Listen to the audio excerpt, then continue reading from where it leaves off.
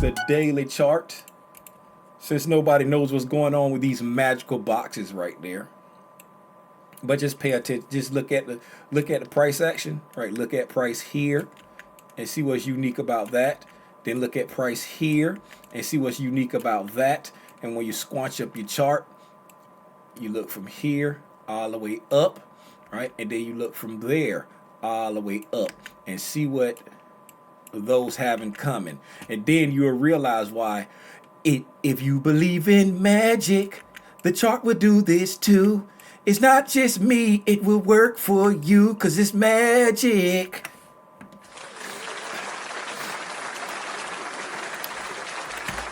Moving to the daily chart. What's happening, gratitude? Moving to the daily chart. As you can see, we're still up here in the middle of nowhere.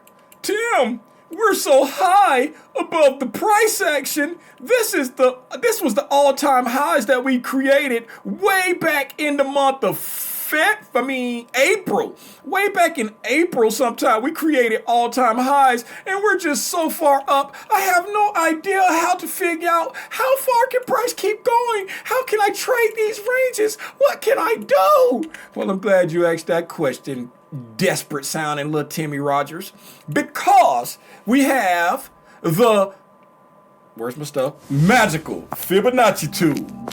Trading secrets that feel illegal to know. Yeah, man. Because we have the magical Fibonacci tool, right?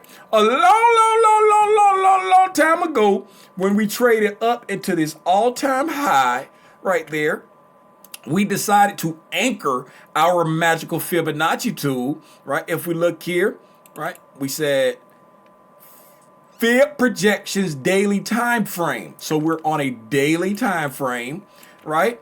And once we traded down into our anticipatory reactionary point, right, that sell side liquidity, and traded back up like this right here, we said, hey, let's see how far it can run above this high, right? And we decided to anchor that on this manipulation leg. And because we are anchored on that manipulation leg, right, as we can see, that price has traded up into 2 standard deviations of this manipulation leg, right? And once it hit 2 standard deviations of this manipulation leg, we got a nice strong retracement today, right? We were not surprised by this. Why? Because we know that based off this manipulation leg, right, that these half standard deviation projections are very high probability targets for the algorithm to reach into, right? And a 2 standard deviation is not out of the question for any move.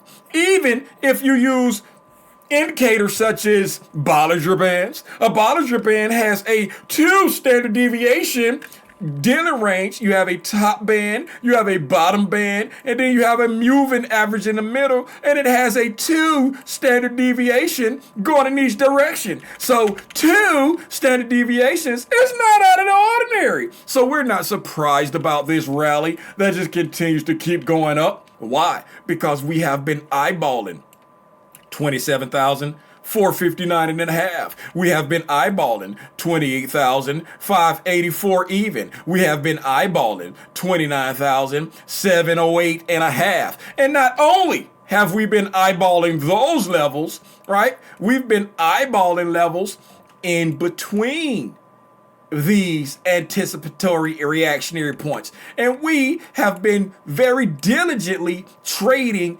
inside the range of each one of these anticipatory reactionary points. And why is that? Because if you have 1 PD array, 2 PD arrays, you can run a magical Fibonacci tool in between those 2 PD arrays, and then that gives you another PD array to shoot for. If you're below it, you will shoot for this event horizon as your next draw on liquidity. If you're above it, you will use event horizon as support to draw up into your next PD array. And so we have been doing this all the way up all the way up, day after day after day after day after day, right?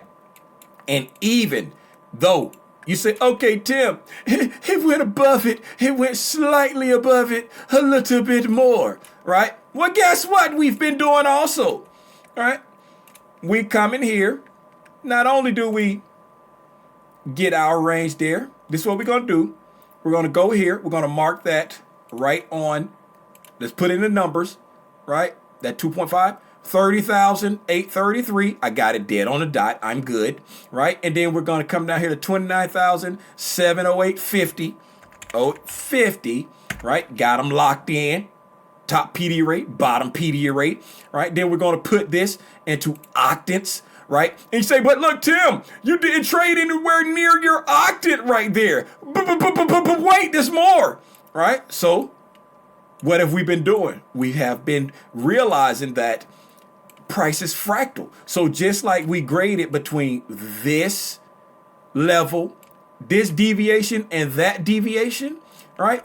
Once we break down the distance between those deviations into octants, right? We now know that price is fractal. So when we extend this up, we say, hey, what's stopping this octant from being a PD array? Because down here, there's another octant that's in line with that deviation right there. So then we say, oh, let's get another magical Fibonacci tool and let's anchor it there and let's bring it down to there, right? And then once we line those up, we're just going to line. That's close enough for government work. We don't have to get it exact, people, right? And then we look and then we say, oh, there's another 50%. Is that event horizon also? Yes. So we said, well, when we come in contact without, that's driving me crazy because that's not on there. So I got to get it right. 50. And then that other one there was 49. Look like 50. Right? I'm sorry, y'all. All right. Now.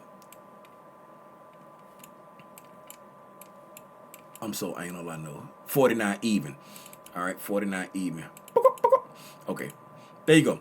So now, say, oh, isn't that another event horizon right there? Yes, it is. So what do we say? When you're below event horizon, right? When you're below event horizon, you use it as a target, right? And anticipate it to act as resistance. When you're above event horizon, you use it as resistance, as support, and you target the next PD array. So, what do we say? When we come in up to event horizon, right?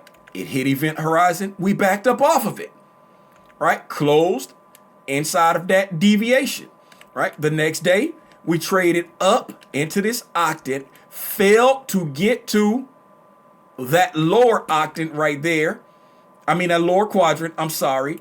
And then this is our premium imbalance right here. If we come to our premium imbalance, let's hide the octants right now. Hide, right? We came just short of consequent encroachment, showing what? When we come if we're trading up into a imbalance wick in this case, I keep forgetting y'all can't see them wicks really good, so we're going to thicken up that wick. We're going to make the wick thick. We're going to make the wick thicker. All right? Got to make the wick thicker. All right? So, when we trade up into these wicks, right?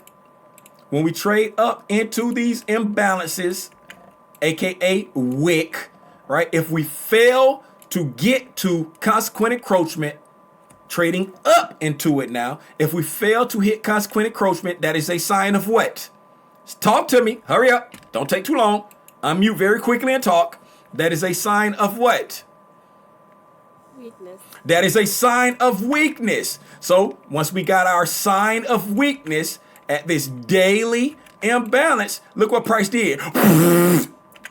All the way down for the rest of the day. Why? We hit this 2 standard deviations, which is not unheard of. We hit, right, event horizon there. We hit consequent encroachment. Didn't make it to consequent encroachment there. Showed healthy respect for it and gave us a deep pullback up here at this just totally ambiguous spot. Let him cook! I said let him cook! Y'all do me a favor, hit a like for the algorithm and subscribe to the channel if you ain't subscribed. And turn on all your notifications so you won't miss these juicy live streams. You hear me?